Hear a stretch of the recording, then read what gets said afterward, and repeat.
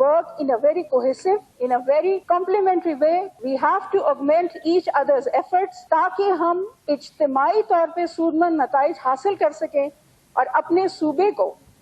وہ حقیقی ترقی اور وہ حقیقی مقام دلا سکیں جو بلوچستان کا نہ صرف حق ہے